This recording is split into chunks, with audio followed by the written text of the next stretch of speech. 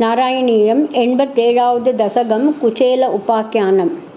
కుచేలనామా భవతः సదీర్త్యతాం గతः సాందీపనిమందిరే ద్విజः త్వదేకరాగేణ ధనాదినిస్పృహో దినామి నిన్యే ప్రసమీగృహాశ్రమీ సమానశీలాపి తదీయవల్లభా తదైవ నోచిత్తదయం సమేయుషి కదాచిదూచే బత వృద్ధిలబ్ధయే రమాపతి కిం న సఖా నిషేవ్యతే ఇతీరితోయం ప్రియయా క్షుధార్తయా జుగుప్సమానోऽపి ధనే మదావహే తదా త్వదాలోకన కౌతుకాద్యయౌ వహన్ పటాంతే పృతుకానుపాయనం గతోయమాచర్యమయీం భవత్పురీం గృహేషు శైవ్యా భవనం సమేయివాన్ ప్రవిశ్య వైకుంఠమివాపనిర్వృతిం తవాతి సంభావనయా తు కిం పునః ప్రభూజితం తం ప్రియయా చ వీజితం కరే గృహీత్వా కథయః పురాకృతం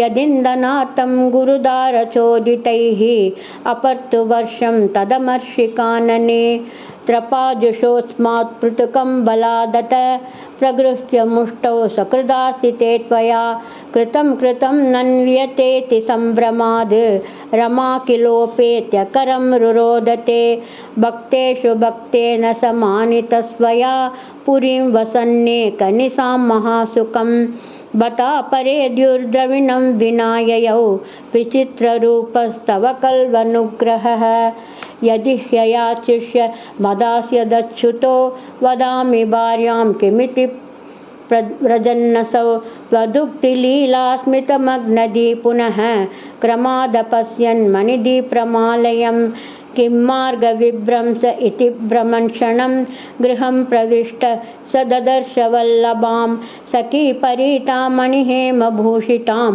బుబోధ చ త్వత్కరుణాం మహాద్భుతాం సరత్నశాలాసు వసన్నపి స్వయం సమున్నమద్భక్తిభరోమృతం యయౌ త్వమేవ మా పూరితభక్తవాంఛితో మరుత్పురాధీసహరస్వ మే గదాన్.